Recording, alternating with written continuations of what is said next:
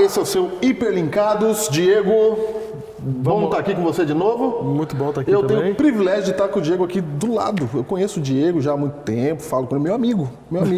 E eu queria ser seu amigo também. É isso aí. Sabe como é que a gente fica amigo de quem tá lá, Diego? Como? Através das redes sociais, ó, aqui aparecendo aqui, ó.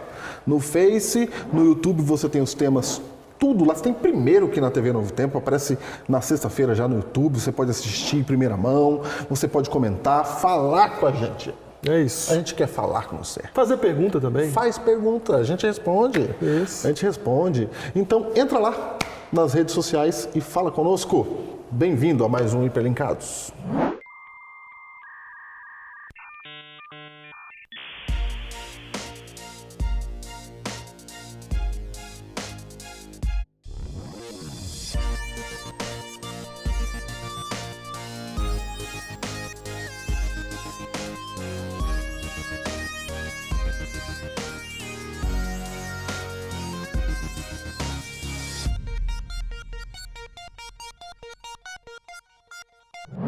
Muito bem, estamos de volta no Hiperlinkado, Júlio.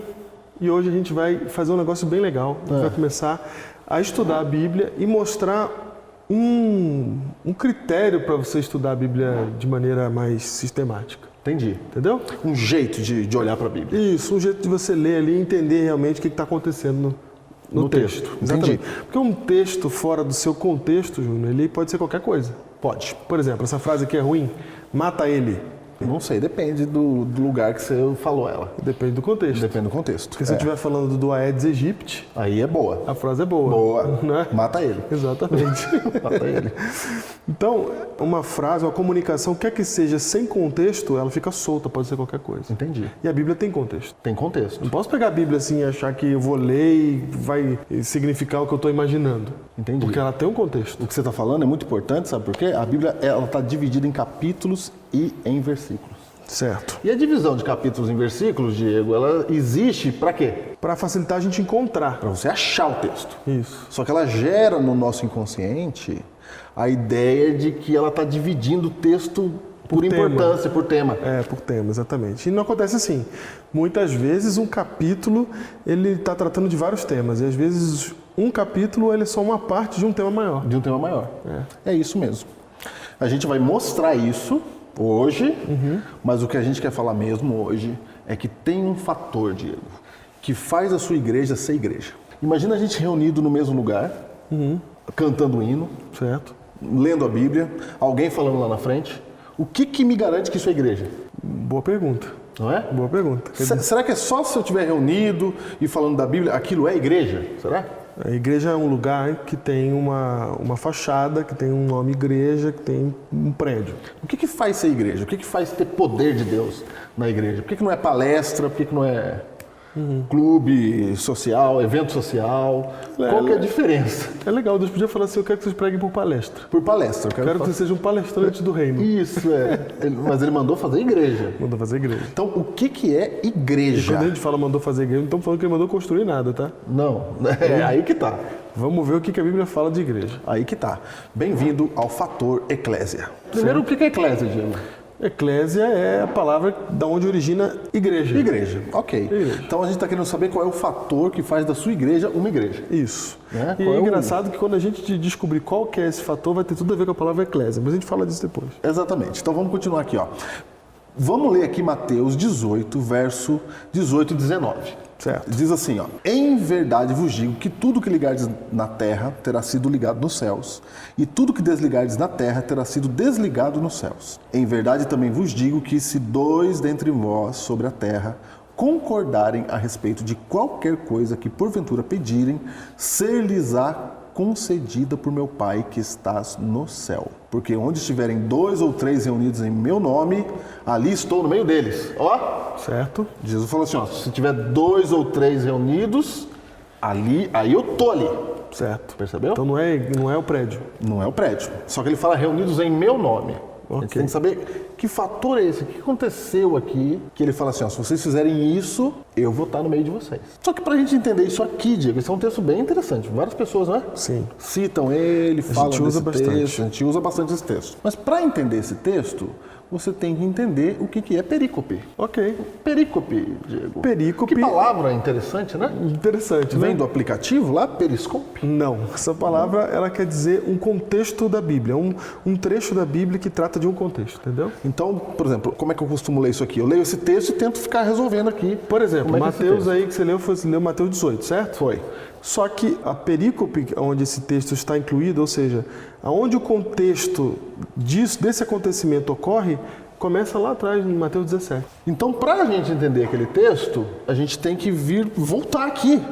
E em Mateus 17, Diego, tem um detalhe interessante. Quando você vai lendo aqui Mateus na Bíblia, Mateus capítulo 17, sabe o que tem aqui em algumas Bíblias? Tem uns subtítulos. Sim. Aí atrapalha mais ainda.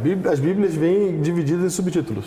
Esses subtítulos aí, que aparecem na Bíblia, não são inspirados por Deus. Não são. É o autor da Bíblia, que o editor... O editor da Bíblia, exatamente. O editor, não é o editor, o autor não. O editor da Bíblia coloca esses subtítulos para você achar mais fácil. Para ajudar a Você achar. bate o olho e fala, opa, achei. Isso. É para isso que serve.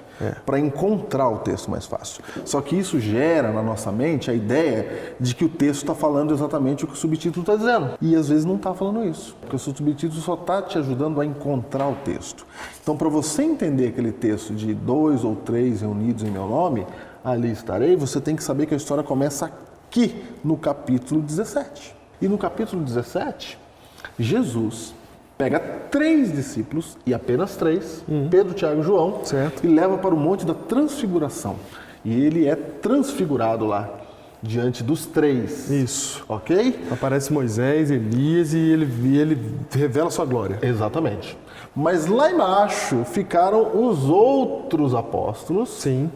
E como é que eles ficaram lá embaixo? Eles estavam ali, apareceu uma pessoa trazendo um endemoniado para ser curado, né? Sim. Para fazer oração e resolver o problema. Sim. Eles não resolvem o problema. Por que eles não resolvem o problema? Não resolvem o problema. Quero que você imagine a cena agora, né? Aí Jesus tem que descer e Jesus que resolve. Isso. Jesus está lá em cima com os seus 3 discípulos, Pedro, Tiago e João, e os outros ficaram aqui embaixo, né?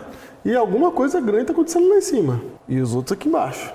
E foi 3, mas os outros ficaram. E aí começa aquela conversa. Por que levou os 3? Por quê? Jesus só gosta desses 3. Os amiguinhos de Jesus. Os amiguinhos. Você sabe, Diego, que tinha uma disputa entre os discípulos para ver quem era o maior. Essa disputa não é entre os discípulos, é entre os seres humanos. É que os discípulos aconteciam São de serem seres humanos. aconteceu Deles serem seres humanos. Então eles também disputavam para ver quem ia ficar à direita e outra à esquerda de Jesus, bem próximo. Isso, quem seria do reino, sua mão direita, né? Isso. A mão do rei. Isso. E é por isso que eles não conseguem resolver o problema do jovem lá, que precisava ter o demônio expulso da vida dele. Porque chega um jovem com demônio, eles estão com o espírito em outro lugar. Espírito em outro lugar. Não é? O espírito contrário do Espírito de Cristo, inclusive. O espírito contrário Exatamente. Aí, Diego, Jesus vem e expulsa lá o demônio. E quem está relatando isso para nós é Mateus. E Mateus agora, depois dessa história, Mateus coloca várias parábolas de Jesus motivado por esse episódio. Sim, às vezes a gente acha que os episódios estão narrados na sequência. Mas, na verdade, estão narrados segundo o autor quis colocar, né? E no caso de Mateus... No caso aqui, Mateus, ele é muito sistemático, né? Ele está desde o início escrevendo o Evangelho de Mateus para querer mostrar algo para os judeus, né? Esse é um livro escrito para que os judeus percebessem que Jesus era o Messias mesmo. Ele é intencional, às vezes a gente acha que não é intencional a sequência, que é só a sequência histórica. Não é bem a sequência histórica, né? É a sequência que ele quis colocar. Ele lembrou, da lembrança dele. Jesus falou isso aqui um dia, Jesus falou isso aqui. É bem mais fácil você lembrar de coisas que foram ditas quando você está pensando num assunto, né? Você se lembra. Aí você lembra, sobre o assunto, o que Jesus falou? Falou isso. Então ele vai colocando tudo junto ali. E a Mateus foi colocando. Então qual que é o problema aqui de Mateus 17? O problema de Mateus 17 é relacionamento. Certo. Os discípulos, eles estavam brigando entre eles. Por isso não conseguiram expulsar. Mas o que causa esse problema de relacionamento? O que causa? O que causa é aquilo que temos em Tiago 4, né? O que é que causa as guerras e contendas que há entre vocês, senão os prazeres que militam na vossa carne?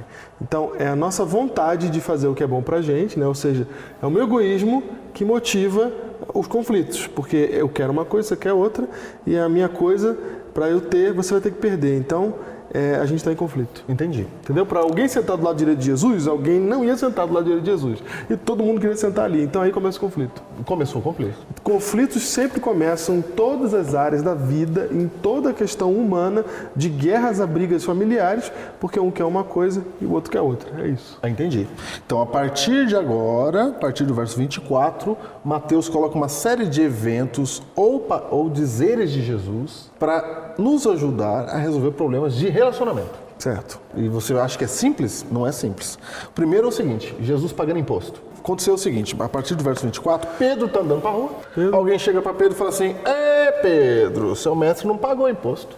Isso. E Pedro, na hora que recebe essa notícia, ele não pagou. Aí Pedro fala assim, puxa, não pagou, mas vai pagar, tem que pagar, etc. Então, só que Pedro esqueceu de uma coisa. Que religiosos não recebiam, não Que pagavam religiosos não pagavam imposto, estavam isentos. Isso. E Pedro, no afã ali, de proteger a igreja, Sim. ficou contra o irmão. Entendeu? Sabe quando você ouve uma coisa aí que alguém fala? Sim. Ah, o pastor Diego, você não acredita, rapaz, você está devendo para mim. Aí você, em vez de dizer assim, espera aí que eu vou falar com ele. Você diga assim, realmente, tem gente que diz que é cristão e não é, né? porque você quer defender a igreja. Sim. Então, para defender a igreja, você quebra o irmão. Sim, entendi. Você não vai nem perguntar para ele. Pedro falou rápido demais. Pedro chegou e falou assim, não, espera aí que Jesus vai pagar. E aí, na hora que ele entrou correndo, contou para Jesus, falou, Jesus, você esqueceu de pagar o imposto. Ele falou, Pedro, você falou que eu tenho que pagar? Falei, não, Pedro, se eu pagar, eu vou estar dizendo que eu não sou o que eu sou, o Messias. Se eu pagar imposto, eu vou estar dando uma clara, não é? Sim. Demonstração de que eu reconheço que eu não sou um sacerdote, eu não sou Um mestre religioso. um mestre religioso. Então, se eu pagar imposto, Pedro, vai dar problema para nossa obra. Sim. Mas Jesus, eu já falei que você ia pagar. E agora? E agora? Aí veja o que Jesus faz. Mateus 17, 27 diz assim, mas para que não os escandalizemos, vai ao mar, lança um anzol e o primeiro peixe que fisgar, tira-o. E abrindo-lhe a boca, acharás um estáter, que era uma moeda, um valor. Sim. Não é? Toma-o e entrega-lhes por mim e por ti. Então, percebe que Jesus está preocupado aqui, ele fala assim, para não escandalizar o rapaz lá que você falou que ia pagar. Então, Jesus está preocupado com o relacionamento. Sim. Ele está dizendo assim, não pode escandalizar lá. Então vamos resolver isso aqui. Então aí Jesus falou assim, eu vou pagar e ainda vou mostrar que eu sou o que eu digo que sou. Sim. Porque ele paga sem muito pagar, né? Não, olha o jeito que ele pagou. Ele falou, pesca um peixe e o dinheiro vai estar na barriga. Isso, exatamente. Ele faz um milagre para demonstrar que ele era Que ele era o Messias mesmo. Exatamente. Ele conseguiu resolver dois problemas. O fato dele ser o Messias e o fato de Pedro falar demais. Precisar de... Exatamente.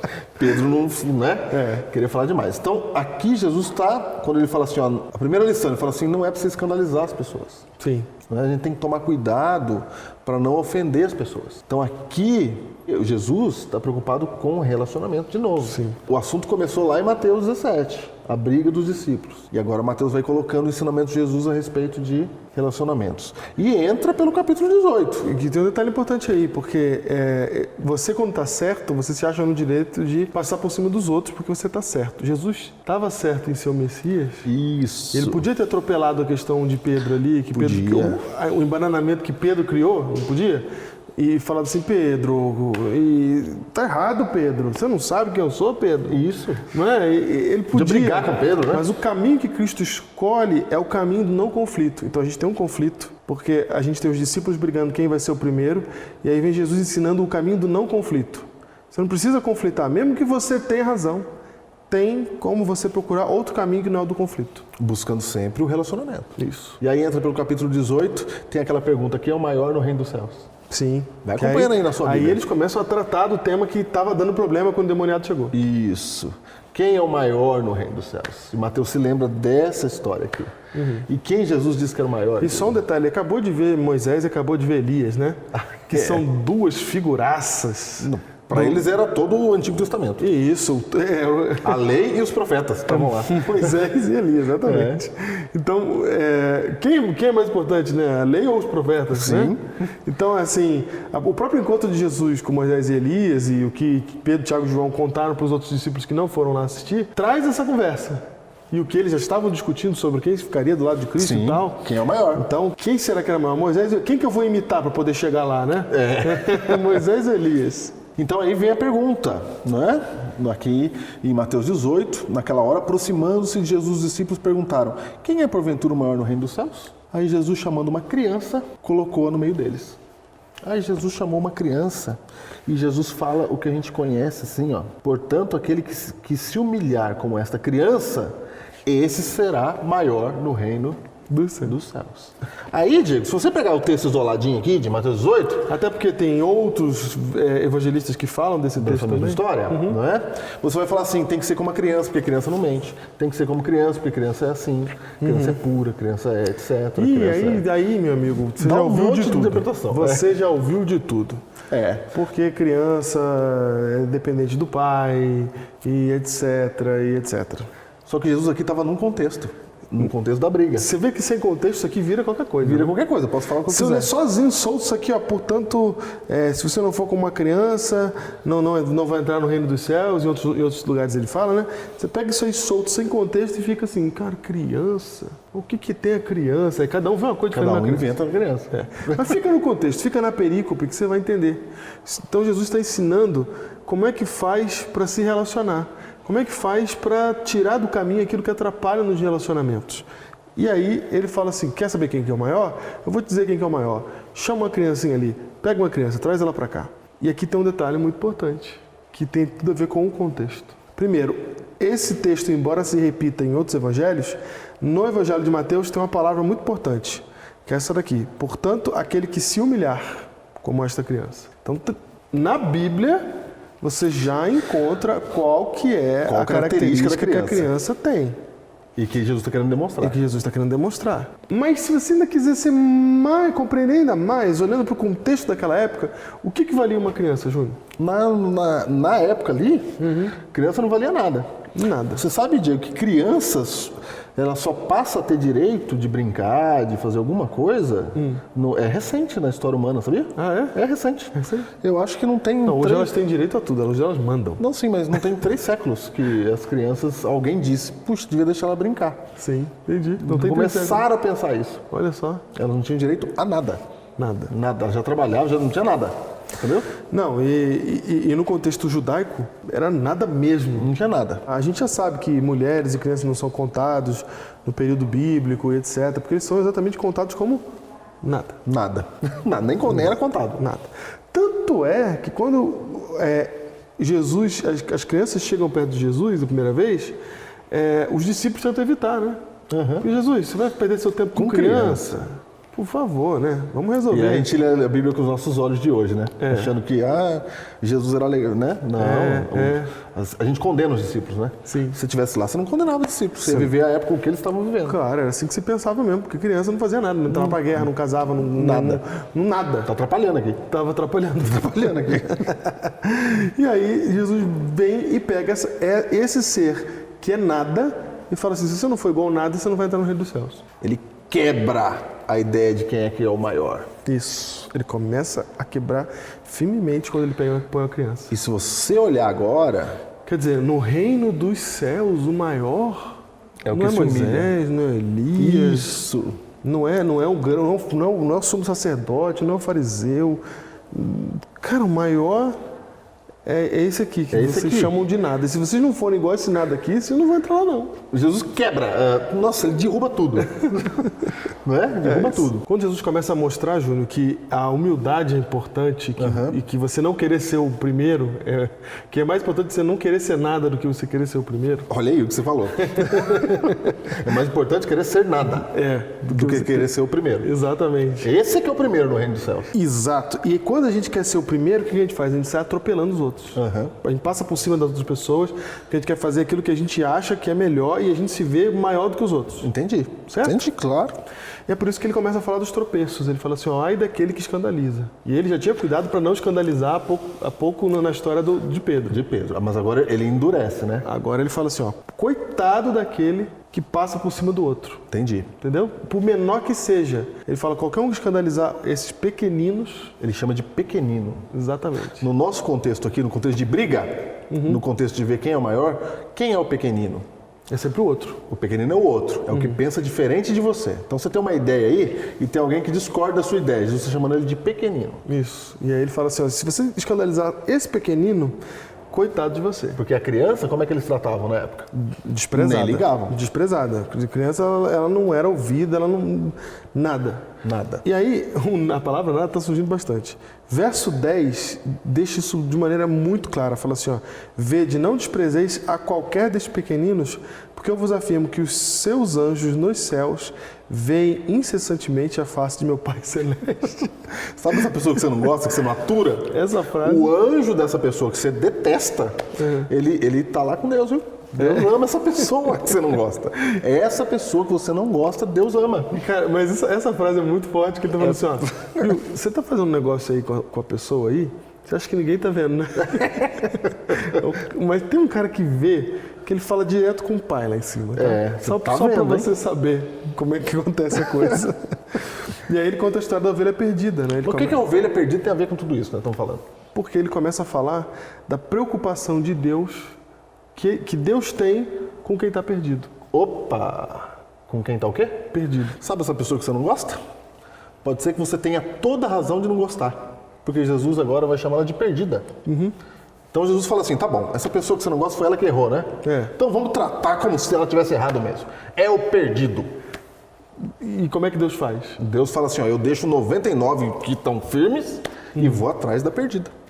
Exatamente. Não é isso? É isso aí. E o que fala o verso 10 aí? A gente tem a tendência de fazer o que com aquela que se perdeu? A gente fala, não, já foi embora. Já. A gente que não é dono do aprisco, a gente fala, foi embora. Foi embora. Cadê fulano? Foi embora. Fulano não se turmou. Não deu. Foi embora. Ou seja, eu já falei pra ele. É. Sabe aquilo que a gente fala assim? Isso eu já falei, ele não deu ouvidos. Sim. Não é? Aí ele mostra que a preocupação de Deus é com esse que está perdido, é ele que Deus quer alcançar. E aí ele começa a falar sobre como é que a gente trata o irmão perdido, que é o texto de Mateus, capítulo 18, verso 15. E esse texto é muito importante, porque ele norteia os nossos relacionamentos na igreja. Ele diz assim, ó, se o teu irmão pecar contra ti, vai arguí-lo entre ti e ele só. Vai falar com ele. Então ele está te ensinando como é que resolve o problema. Aí Deus começa a desenhar, porque se até aqui você não entendeu, vamos desenhar. Vamos lá. Vai lá e fala com ele sozinho. Então alguém te fez o mal, vai lá e conversa com ele sozinho. Se porém não te ouvir, toma ainda contigo uma ou duas pessoas, para que pelo depoimento de 2 ou 3 testemunhas, toda palavra se estabeleça. Então, não deu certo, não conseguiu resolver, ele não quis, etc. Você volta lá com quem? Com mais uma testemunha para não ficar aquela conversa de que ele disse e eu falei, etc. Sim. Verso 17. E se ele não os atender, diz-o à igreja. Agora você conta para a igreja. Conta pra igreja. Conta para a igreja. Tem um problema nisso aí, Diego. Qual que é? Quando a gente fala conta pra igreja, tem gente que acha que fala pra liderança, pra punir, porque ele não tá dando ouvidos. Isso, é assim que a gente entende. Mas não é assim que tá escrito, não. Não é. Presta bem atenção que você vai entender. Conta para a igreja. E se recusar a ouvir também a igreja, considera-o como gentio e publicano. Então você está vendo que aqui a gente pensa assim, ó, viu? Então se a gente conta para a igreja e ele não ouve a igreja, aí agora você pode excluir ele da igreja e você retira ele fora. Acabou. Isso. Limpa a poeira dos pés. Mas o que quer dizer isso aqui? Quer dizer o seguinte, alguém errou, você vai e fala com quem errou, mas fala com amor, para trazer de volta. Sim. Tanto que se ele ouvir, ganhasse teu irmão. O assunto Sim. encerrado. Não deu, chama outro para também fazer apelo para ele. Agora, se ele não ouvir esse outro, conta para a igreja. O que a igreja tem que fazer? Ir lá tentar salvar. Era para a igreja fazer serenata, era para a igreja abraçar, era para a igreja fazer faixa passando no avião, nós te amamos. Era para a igreja fazer... É porque quando a igreja vai e ama com muita força, cara, é difícil a pessoa resistir, porque é muito amor. E outra coisa, ela pode até resistir, mas aí nesse caso, ela realmente está fora. Agora, se essa pessoa resistiu a tanto amor, é amor que eu tô falando. Entendeu? A gente pensa em tribunal. A gente pensa em A tribunal. gente lê isso aqui como passo a passo para o tribunal. Isso. Fala com a pessoa. Primeiro que ninguém respeita isso. Vamos começar por aí. Já sai arrebentando. A gente já vê alguém fazer alguma coisa ou alguém nos ofende, a gente não vai falar com ela, a gente já vai para a autoridade. Entendi. Não é? Não vai falar com ela. Não vai falar com ela. Mas o objetivo é ganhar o irmão, não é perder o irmão. É ganhar. É ganhar, porque se for ovelha perdida, você tem que ir lá e buscar a ovelhinha que falta. Vai lá. Entendeu? Aquela que pensa diferente de você. Então o objetivo é ganhar o irmão. Então você vai lá e fala com o irmão. E aí tenta resolver com ele, tenta resolver. E Jesus já mostrou o caminho para resolver. Mesmo que você esteja certo, não tente escandalizar. Mesmo que você esteja certo, procure o melhor caminho, o caminho do não conflito. Se ele resistiu a tanto amor da igreja, Jesus falou assim, ó, deixa. Aí ele fala assim, ó, porque o que você ligar na terra será ligado no céu. Porque o jeito que você tratar, se ele sair porque você tratou mal, você tem participação nisso. E aí Jesus olha e ele fala do fator eclésia. O que faz ser uma igreja? Em verdade também vos digo que se 2 dentre vós sobre a terra concordarem a respeito de qualquer coisa que porventura pedirem, ser-lhes-á concedida por meu Pai que está nos céus. Deus está falando de união. Igreja, ela é igreja quando há união. Exatamente. Quando há amor entre os irmãos. Igreja não é igreja quando a gente se reúne, senta um atrás do outro e assiste um sermão. Não é isso que faz o poder. Não. Não é? O poder é quando a gente está unido. Porque eclésia é ajuntamento. Ajuntamento, assembleia. Assembleia. Deus colocou a sua igreja aqui para ser um ajuntamento de pessoas. Porque quando a gente se junta, a gente pode se ajudar.